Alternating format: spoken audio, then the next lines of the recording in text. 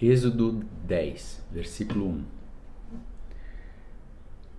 E disse o Senhor a Moisés: Vai à presença de Faraó, porque eu endureci o seu coração e o coração dos seus servos, para que eu mostre estes sinais diante dele, e para que tu fales aos ouvidos dos teus filhos e dos filhos dos teus filhos as coisas, meus sinais que fiz entre eles no Egito, para que saibais que eu sou o Senhor. Esses versículos querem dizer que este preâmbulo, a praga das locustas, introduz o tópico das provisões para recordação e registro daquilo que o Senhor fizera por eles. O endurecimento do coração dos egípcios foi a ocasião para sinais que os israelitas deveriam contar às gerações seguintes, de maneira que elas soubessem quem é o Senhor. Versículo 3. Moisés e Arão foram à presença de Faraó e lhe disseram: Assim diz o Senhor, Deus dos Hebreus, quanto tempo recusarás a humilhar-te diante de mim? Deixe-me, povo, ir para que me sirva. Se te recusares a deixar o meu povo ir, eis que amanhã trarei locustas para a tua costa e cobrirão a face da terra, para que não consigas ver a terra. E eles comerão o resto do que escapou, o que restou do granizo, e comerão toda a árvore que cresce no campo. E encherão as tuas casas, e as casas de todos os teus servos, e as casas de todos os egípcios, que nem teus pais, nem os pais dos teus pais viram, desde o dia em que eles estiveram sobre a terra até este dia. E virou-se e saiu da presença de Faraó. E os servos de Faraó lhe disseram: Até quando este homem será uma armadilha para nós? Deixa ir os homens para que sirvam o Senhor vosso Deus. Não sabes ainda que o Egito está destruído? Esse versículo é a primeira vez que Moisés e Arão comunicam o anúncio da praga e então se retiram, mostrando o controle do Senhor sobre os eventos e revelando aos leitores o que acontecerá. O versículo 3 é a resposta correta à pergunta de Moisés e Arão. Deveria ter sido: não mais. O faraó se recusava a humilhar-se. Gostaria ele de evitar as pragas? Sim. De humilhar-se? Não. As locustas ainda são temidas na África. A 8ª praga traria a pior visitação de locustas jamais vistas no Egito. A locusta é uma espécie de gafanhoto. As locustas são altamente móveis e vorazes. Geralmente voam com o vento a velocidade de cerca de 15 a 20 km por hora. Os enxames podem viajar de 5 a 130 km ou mais em um dia. Uma locusta adulta pode consumir seu próprio peso em alimento fresco por um dia. Temos um exemplo em que a locusta devorava o gafanhoto. Temos que diferenciar locusta de gafanhoto. Não são os mesmos insetos. São da família dos acrídeos, de onde o gafanhoto faz parte. O versículo 7 quer dizer que os servos de Faraó acusaram Moisés pelo problema. A segunda pergunta retórica deles chamou a atenção para aquilo que o Faraó não sabia, ou seja, reconhecer e responder de maneira apropriada. O termo correto é saber ou conhecer. Os conselheiros estavam convencidos de que mais transtorno ainda viria. Versículo 8. E Moisés e Arão foram levados novamente a Faraó e lhes disse: Ide, servi ao Senhor, vosso Deus, mas quem são os que irão? E Moisés disse: Iremos com nossos jovens e nós com nossos velhos, com nossos filhos e nossas filhas, com nossos rebanhos e nosso gado. Iremos porque precisamos celebrar uma festa ao Senhor. E ele disse: Que o Senhor assim esteja convosco, assim como eu vos deixarei ir, e a vossos pequenos olhai, pois há mal diante de vós. Não será assim. Ide agora, vós que sois homens, e servi ao Senhor, pois isso é o que desejaste. E eles foram expulsos da presença de Faraó. Esses versículos querem dizer que Em uma tentativa para evitar a praga das locustas, Moisés e Arão foram trazidos de volta à presença de Faraó, que imediatamente começou a argumentar sobre quem deveria ir. A lista de Moisés incluía todas as pessoas e tudo quanto possuía. Visto que toda a nação pertencia ao Senhor, há mal diante de vós, traduz literalmente com fidelidade o texto bíblico. A palavra traduzida como mal frequentemente se refere à calamidade ou desastre, de modo que se pode ser que o faraó se referia ao problema que os israelitas experimentariam se eles continuassem a irritá-lo com a conversa de partir.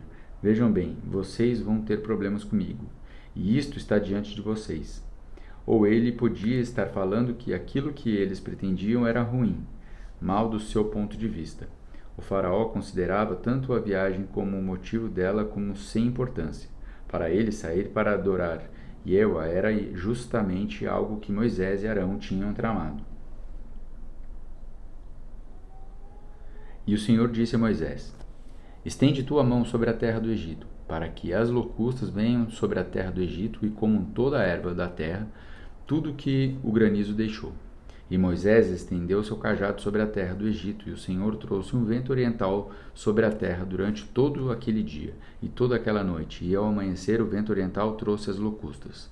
E as locustas subiram por toda a terra do Egito e descansaram em toda a costa do Egito. Terríveis foram. Antes destas nunca houve locustas como estas, nem depois destas haverá. Pois elas cobriram a face de toda a terra, de modo que a terra se escureceu, e elas comeram toda a erva da terra, e todo o fruto das árvores que o granizo havia deixado, e não ficou verde alguma nas árvores, nem nas ervas no campo, em toda a terra do Egito. Então se apressou o faraó em chamar Moisés e Arão e disse: Pequei contra o Senhor vosso Deus e contra vós. Agora, pois peço vós que perdoeis o meu pecado somente desta vez, e rogai ao Senhor vosso Deus, que ele tire de mim somente esta morte. E ele saiu da presença do faraó e suplicou ao Senhor. E o Senhor trouxe um vento ocidental fortíssimo que tirou as locustas e as lançou do mar vermelho. Não ficou uma locusta em toda a costa do Egito. Mas o Senhor endureceu o coração de Faraó para que ele não deixasse os filhos de Israel ir. Esses versículos querem dizer que os monarcas cultivam a imagem de serenidade e controle. A pressa do faraó em chamar Moisés e Arão, sua longa confissão e o seu pedido para alívio mostram o impacto da praga sobre ele. Diferentemente de antes, no desfecho desta praga, Moisés nada disse ao faraó. O nome hebraico para o Mar Vermelho, Yam-suf, é usado aqui pela primeira vez. Ele também se aplica ao que hoje é denominado Golfo de Aqaba, ou Golfo de Eilat, e o ramo do Mar Vermelho que se estende a leste a Península de Sinai e ao oeste da Península Arábica. A tradução Mar Vermelho ou Mar de Juncos, que é às vezes sugerida, reconhece que a palavra sur significa cana ou juncos, como em Êxodo 2, 3 e 5, e o nome Mar Vermelho reflete um antigo uso grego que incluía o Golfo de Suez, o Golfo de Aqaba e o Mar da Arábia, e o Golfo Pérsico, sob o equivalente grego do Mar Vermelho. Para locustas, ver em Êxodo 10, 4.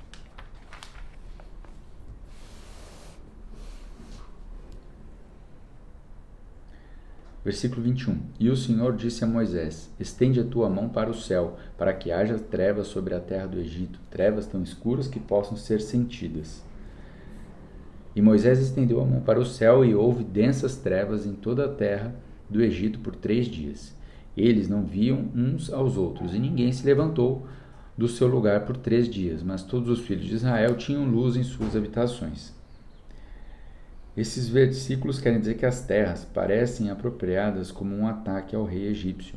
Uma vez que o faraó era considerado filho do principal deus do Egito, o deus Sol Ré, ou Ra. Elas também fazem parte do julgamento posterior pronunciado contra o Egito. O faraó se recusara a permitir uma viagem de 3 dias aos israelitas, E agora, ironicamente, o povo de Faraó estava cercado por trevas e não podia se deslocar por 3 dias, enquanto o povo do Senhor tinha luz para suas atividades. Uma incomum e severa tempestade de areia poderia ter sido a praga que o Senhor usou para impor as trevas sobre o Egito. Versículo 24. E o faraó chamou Moisés e disse: Ide, serve ao Senhor. Somente fiquem os vossos rebanhos e vosso gado. Deixai também os vossos pequenos ir convosco. Esse versículo quer dizer que as restrições do faraó para o deslocamento do rebanho e gados dos israelitas mostravam que ele ainda estava relutante em se submeter ao Senhor.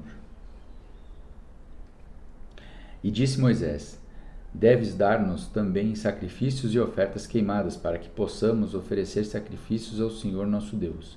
E também nosso gado irá conosco. Somente nenhum casco ficará, porque disso tomaremos para servir o Senhor, o nosso Deus. E não sabemos com que serviremos ao Senhor até chegarmos lá. Mas o Senhor endureceu o coração de Faraó e ele não os deixou ir. E Faraó lhes disse: Sai da minha presença, toma cuidado para que não veja mais a minha face, porque no dia em que vires a minha face, morrerás. E disse Moisés: Disseste bem, não verei a tua face novamente. Esses versículos finais querem dizer que sai da minha presença, toma cuidado para que não veja mais a minha face, tem a ver com a provocação de uma aparição formal diante do faraó, não uma vista casual. Moisés viu o faraó mais uma vez secretamente. As palavras de Moisés no versículo 29 também podem significar: não mais continuarei a vê-lo, em vez de não verei a tua face novamente.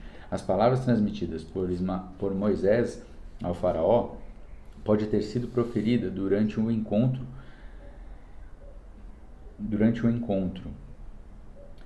Traduzido o verbo discurso como tinha dito. A troca de palavras entre Faraó e Moisés revela que eles concordavam um único ponto, que a série de proclamações e exigências feitas por Moisés tinha acabado.